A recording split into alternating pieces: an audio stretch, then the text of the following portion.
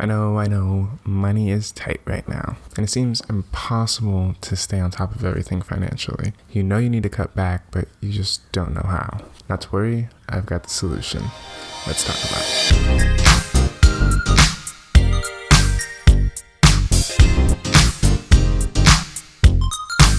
Man, things seem to be getting crazier and crazier every single day.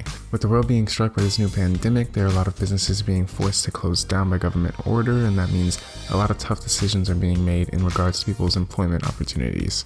A lot of people are losing their jobs outright, and those who are looking to get into the job market have virtually zero chance of getting a new job right now. This means that more than ever, people are being forced to cut back and make some really difficult choices when it comes to their finances. And saving money is never more important than when the world is struck by crisis. So I wanted to compose this list of the top 5 money-saving tactics that have helped me, and I hope they help you too. Enjoy. Number 1 is going to be setting and sticking to a budget. Now, before you try to think about how much money you can save, you need to realize how much money you have to spend to live every month.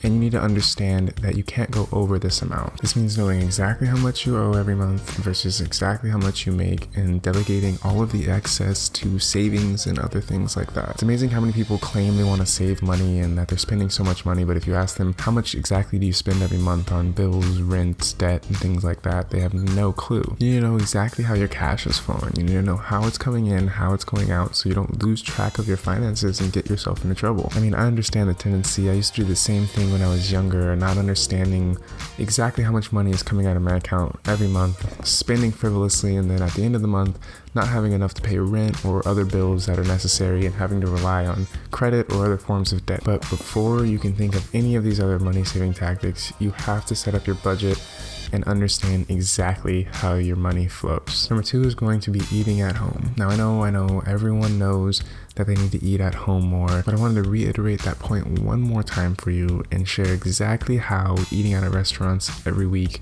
is draining your budget. Nowadays, you're lucky if you can find a meal for less than $10. So let's just say you're spending $10 on a meal to eat out at a restaurant. Well, let's be conservative and say you're only eating out twice a day for lunch and dinner, and you're doing that 7 days a week. That's $140 a day or $560 a month that you're spending just to eat at restaurants. And remember, this isn't to have 3 meals. This is just a lunch and a dinner. So if you want breakfast, you're still going to have to figure out a way to pay for that. And we're also not talking about going to restaurants where you have to sit down and tip a waiter or wanting to buy drinks or dessert or anything else like that. We're talking about strictly spending money on food. And that's outrageous when you put it like that, because a lot of people in America can make their car payment and insurance payment for their car for less than $560 a month. And as I'm sure you can see, this repeated behavior and adding on of extra items can quickly add up to a very expensive habit, and it's something that a lot of people don't understand how draining it can be for their finances. And I get it, it's food. I mean, you have to have food to live, and eating delicious food is one of life's few great pleasures, but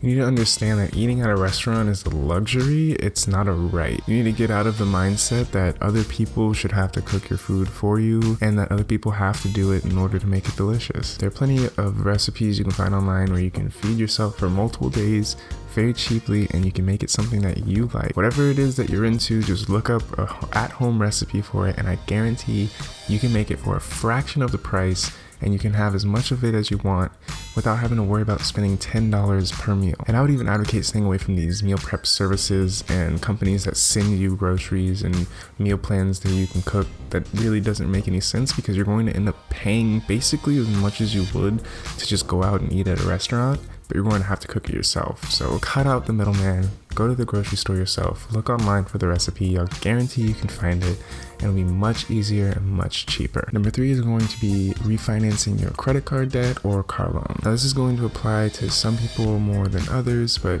if you have high interest credit card debt or an outrageously high interest on your car loan, it's possible that you can refinance and save yourself hundreds of dollars. Refinancing is basically when you have a different bank take on your current loan for a lower interest rate. There are a couple of reasons you might want to do this, but the most common is because you had poor credit when you originally got the loan, but your credit is better now, so a bank will give you a lower interest rate for the same exact loan. This only really makes sense if you have improved your credit score since the time that you got the loan, But if you have, there's a good chance you can refinance for lower points on the interest, and that will save you a lot of money in the long run. Again, the main reason to do this is if you have a significant credit increase from the time that you originally conceived a loan. There's no real reason to do this if you have the same or barely marginally increased credit. It's not really going to help you much. There are a lot of ways you can raise your credit if you need to get to that point. You can find a bunch of tips on the internet, but the way that I like to use best is to get high interest credit cards, use them, pay them off at the end of the month. The credit usage will help to raise your credit score. It's going to take about 6 months of consistent credit usage to get a big bump in your credit, but it can happen.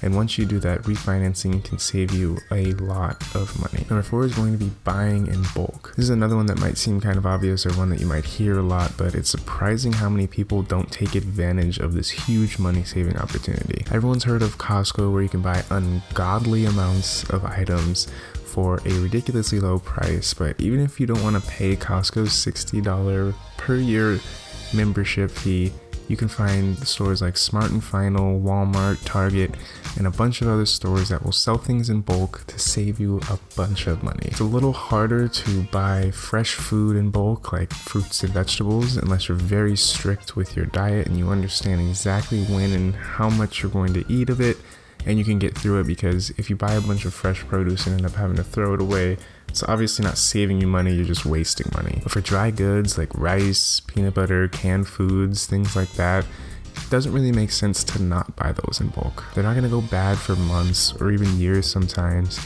And to buy them in bulk, you're going to save yourself hundreds of dollars a year if you eat enough of those items. Then there's the items like shampoo, toothpaste, other toiletry items and personal care items, vitamins, ibuprofen. There's so many things you can buy in bulk to save yourself money. It's just ridiculous that people don't take advantage of this. I can see why people might have an aversion to buying in bulk at first, because it's kind of one of those things where you have to put up more money in the beginning to save more money later, so that kind of scares people. But trust me, put up that large initial investment and you will notice the less amount that's coming out of your bank account in the later months to come. Finally, number 5 is going to be canceling your unnecessary subscriptions. Now, I know you have some, and don't pretend you don't. A lot of people won't even be able to tell you how many subscription services they have on their credit card every month and when that service is going to withdraw the money from their account. This might not seem like it saves you a lot of money, but if you have 2 or 3 subscription services that you can cut out, you can save $30 to $50 per month just cutting out these random things you don't even use. I mean, it's not your fault. A lot of these companies make it super easy to subscribe to their services, enter your credit card in a couple clicks, and then not even think about the money coming out of your account every month. But this is exactly how they get you. You get signed up for 5, 6, 7 of these things, and before you know it, you have $150 to $200 a month in subscriptions coming out of your account, and you're not even thinking about it. We all know you can use somebody's Netflix subscription. If you have to have Hulu or something else like that, I'm sure you can find somebody who has it. And any other subscription services like clothing or makeup or anything like that are just frivolous. And if you need to save money, you need to start thinking about why you're making those purchases in the first place. Don't allow these companies to continue to gouge your pockets. I promise you, you're losing more money than you think about, especially in the long run when you look over a year's time and you've paid $1,500 for subscription services that you barely use. All right, that's the video, guys. Thank you so much for watching to the end. If I gave you some tips to help you save some money this month, make sure to leave a like for me. And if you want to see more videos about saving money, making money, real estate, or anything involving those things, make sure to subscribe to the channel as I drop videos like this every single week. Thank you so much for watching, guys. Bye for now.